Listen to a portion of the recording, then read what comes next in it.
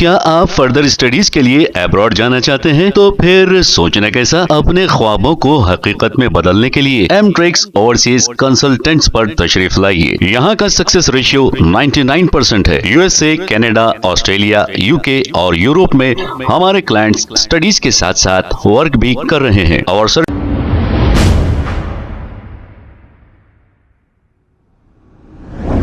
अस्सलाम वालेकुम नाजरीन, 7H न्यूज में आपका इस्तकबाल है। वक्फ अमेंडमेंट बिल के खिलाफ कल टैंक बंड के पास सैकड़ों की तादाद में अवाम ने एहतजाज किया और इस एहतजाज में कई कांग्रेस के लीडर्स भी मौजूद थे। आइए देखते हैं ये रिपोर्ट। पार्लियामेंट में अमित शाह बोलता अम्बेडकर अम्बेडकर अम्बेडकर अम्बेडकर अम्बेडकर अम्बेडकर, ये फैशन हो गया। अरे अम्बेडकर तो भगवान है रे भैया, गरीबों के वास्ते कॉन्स्टिट्यूशन लिखा। महात्मा ज्योतिराव फूले 18th सेंचुरी में पढ़े तो ही आगे बढ़ेंगे बोले, सावित्री फूले से भी पढ़ने लगा है।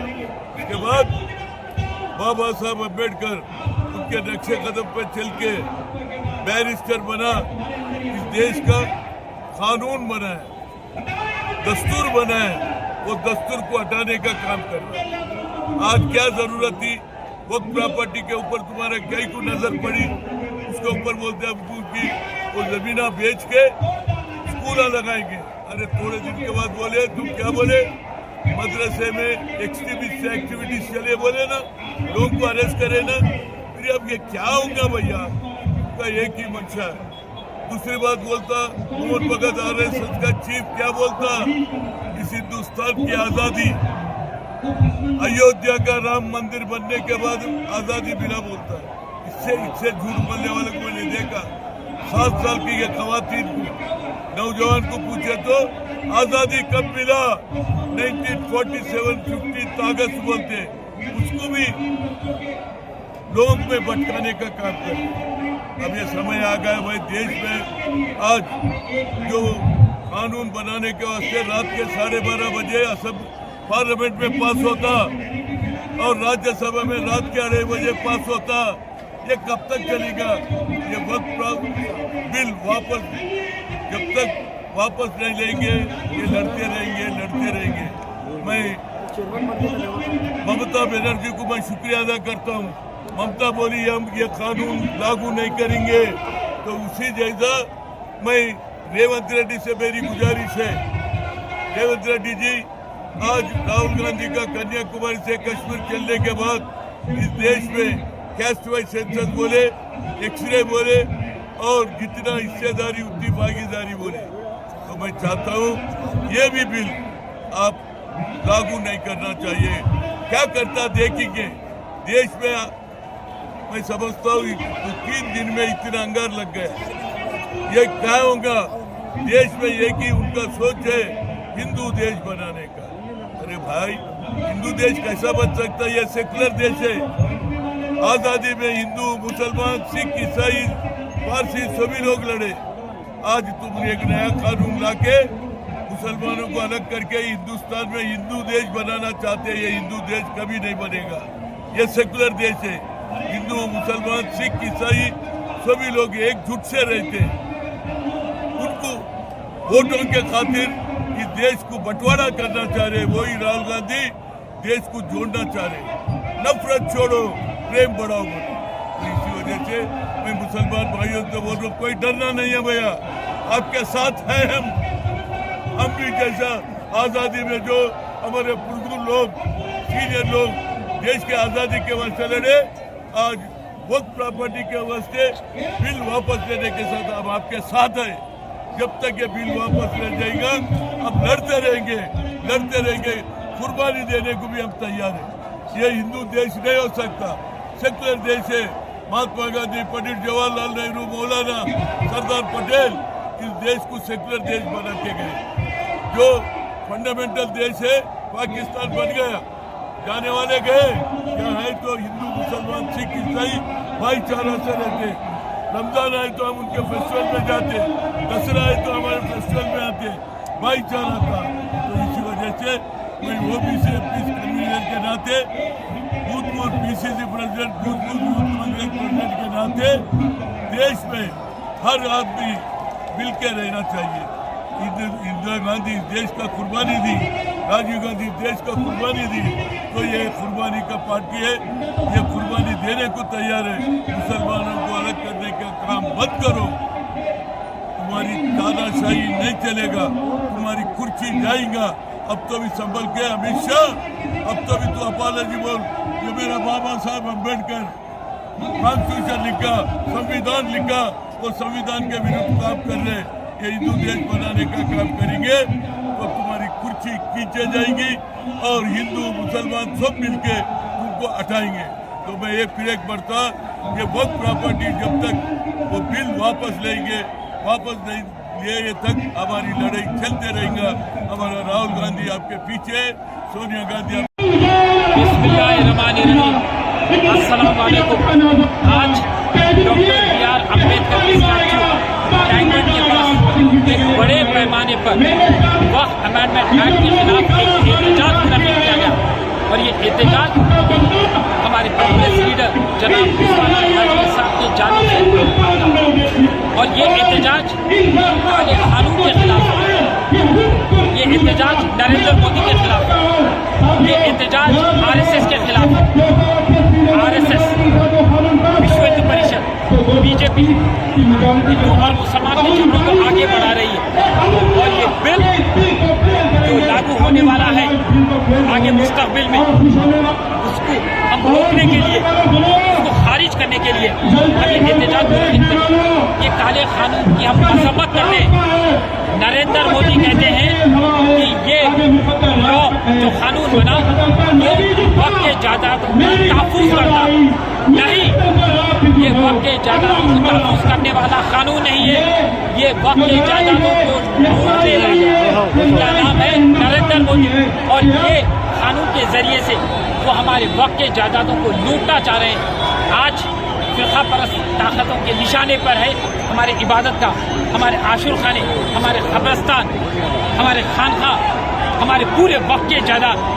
आप मेरे को बताते चलिए कि माजी में जितने बिल आए वो बिल दस्तूर के खिलाफ थे, मुसलमानों के खिलाफ थे, शरीयत के खिलाफ थे।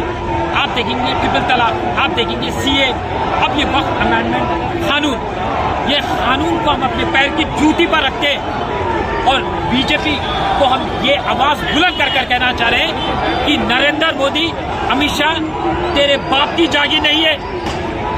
ये हमारे आबो अजदाद, हमारी माशी हालत बेहतर करने के लिए, हमारे तरक्की के लिए ये जायदाद छोड़ के गए, तो तू ये बिल के जरिए से, ये कानून के जरिए से हमारे जायदाद को हड़पना चाह रहा है। तू वो लुटेरा है जो राम मंदिर की जमीन को भी नहीं छोड़ा। तेरे लोग राम मंदिर की जमीन के ऊपर भी कब्जा करें। वाज़े तौर पर मैं ये कहना चाह रहा हूँ कि वहाँ की 2 करोड़ की जमीन रातों रात 18 करोड़ की हो गई और ये पूरी जमीन का 1600 करोड़ का घोटाला है। अरे नरेंद्र मोदी, तू कहता है अपने आप को राम, और तू राम मंदिर की जमीन पे तेरे लोग आकर लूटमार मचाते हैं और तू उनको उकसाता है, आगे बढ़ाता है, और तू ये कानून के जरिए से हमारे वक्त की जायदादों पर हमला करना चाह रहा है। पर मुसलमान बड़े पैमानों पर जमीन पर उतर चुके, अब ये पैमाना और बढ़ते रहेगा। हम एहतजाज ऐसी मुनक़िद करते रहेंगे जब तक नरेंद्र मोदी ये कानून को वापस ना लेगा। हम खामोश बैठने वाले नहीं है, क्योंकि ये दस्तूर पर हमला है, ये सेक्युलरिज्म पर हमला है, ये हिंदुस्तानियों पर हमला है। और मैं इस प्रेस के जरिए से मैं गुजारिश करता हूँ कि पूरे मुसलमानों से मैं गुजारिश करता हूँ, हिंदुओं से, सिख से, ईसाइयों से, दलितों से, कि आज हमारा दस्तूर खतरे में है। आज छुरी हम पर चल रही है, कल छुरी पलट के सिखों पे चलने वाली है, जैन पे चलने वाली है, आदिवासियों पे चलने वाली है, दूसरे जितने भी ये शहर के मुकामी है, मुल्क के मुकामी है, उनके ऊपर चलने वाली है। तो इसको हमें रोकना। अस्सलाम वालेकुम। आज वक्त बचाओ मार्च जो कांग्रेस पार्टी के चेयरमैन और कॉरपोरेशन चेयरमैन ने ऐलान किया था, और हमारे उस्मान अल हाजिरी साहब और शेख अकबर साहब और तमाम माइनॉरिटी लीडर्स ने एक ऐलान किया था, उसी बात पर आवाम ने लब्बैक बोलकर हजारों में लोग यहाँ पर जमा हुए टैंक बंड के करीब में अम्बेडकर स्टैचू के पास। ये वक्त बचाओ मार्च किया गया यहाँ पर। ये वक्त बिल को कुछ ही दिन पहले पार्लियामेंट में पास किया गया, उसी के खिलाफ जो है सो ये एहतजाज किया गया है।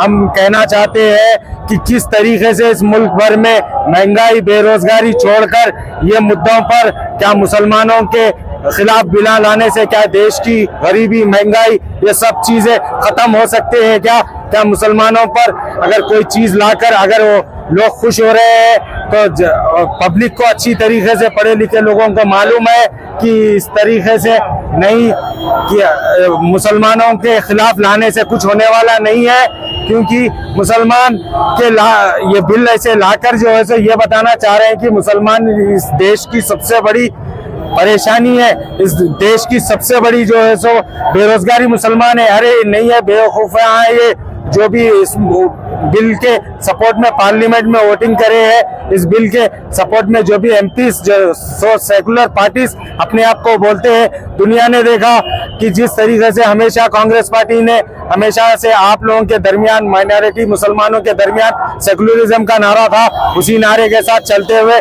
इस बिल के मुखालिफत में कांग्रेस पार्टी ही खड़ी। कांग्रेस पार्टी ने ही जो है सो इस बिल के खिलाफ खड़ी हुई, क्योंकि ये चाहते हैं क्योंकि मोदी हमारे प्राइम मिनिस्टर मोदी साहब आप बेदार हो जाइए। ये तो तेलंगाना से एक आवाज एक चिंकारी निकली है, ये पूरे हिंदुस्तान में किस तरीके का रूप लेगी, किस तरीके के जो है सो माहौल को पैदा करेगी आप नहीं जानते। मगर आप अभी होश में आ जाइए। आपने कुछ ही दिन पहले देखा किसानों का कृषि कानून को आपने लाया था, किसानों ने कई सड़कें जाम कर दी। हम तो सरों के काफिले से डरते नहीं, कभी हम लोग कोई चीज से डरते नहीं, हमारे जज्बे को आप जानते नहीं। मुसलमान जज्बाती होता है, मुसलमान इस चीज से कभी पीछे नहीं हटेगा। आप कितने भी बिल लाएंगे अपने सीनों को लेकर जाएगा, क्योंकि वक्त की जायदादें हमारे बुजुर्गों ने हमारे बड़ों ने वक्त की थी। वक्त की जायदाद अल्लाह की मिल्कियत होती है। क्या हम जब मरेंगे तो इनसे इजाजत लेकर पेपर पर हम लिख कर लाकर इनसे जो है दफनाया जाएगा? क्या हम नमाज पढ़ने के लिए जब जाएंगे तो हम जो है इनसे पूछकर नमाज को जाएंगे?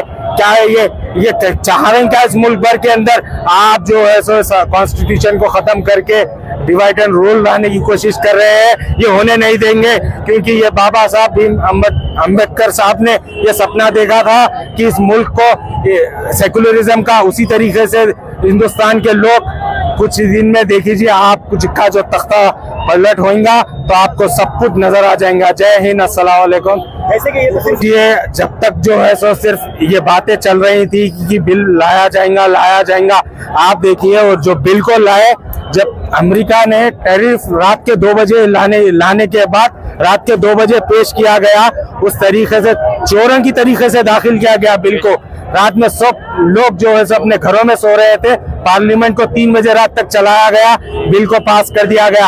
अब रही सुप्रीम कोर्ट की बात, आप सुप्रीम कोर्ट का बता रहे हैं, वो लीडर्स डाले हैं, ऑर्गेनाइजेशन डाले, जितने भी एनजीओ जो भी है पूरे डाले, मगर आम आदमी का गुस्सा देखिए आप। आम आदमी क्या चाहता है, आम आदमी किस तरीके से इनकलाब चाहता है, ये चीज को हम हरगिज मंजूर नहीं करते। कोर्ट को भी ये देखना चाहिए किस तरीके से लोगों में नाराजगी है, किस तरीके से जो। क्या आप फर्दर स्टडीज के लिए अब्रॉड जाना चाहते हैं? तो फिर सोचना कैसा, अपने ख्वाबों को हकीकत में बदलने के लिए एमट्रिक्स ओवरसीज कंसल्टेंट्स पर तशरीफ लाइए। यहाँ का सक्सेस रेशियो 99% है। यूएसए, कनाडा, ऑस्ट्रेलिया, यूके और यूरोप में हमारे क्लाइंट्स स्टडीज के साथ साथ वर्क भी कर रहे हैं। और services free profile evaluation, spot listing of universities based in eligibility, application processing, visa mock and guidance, free counselling and admissions and accommodation assistance. हमारा पता मातृश्री अपार्टमेंट अपोजिट जोडियो, बशीरबाग रोड, हैदराबाद। मोबाइल 9581 987 528। खबर है शहर की, खबर है गाँव की, खबर है सारी दुनिया की। 7H न्यूज पसंद आए तो लाइक कीजिए, शेयर कीजिए और सब्सक्राइब करना ना भूलें। 7H news.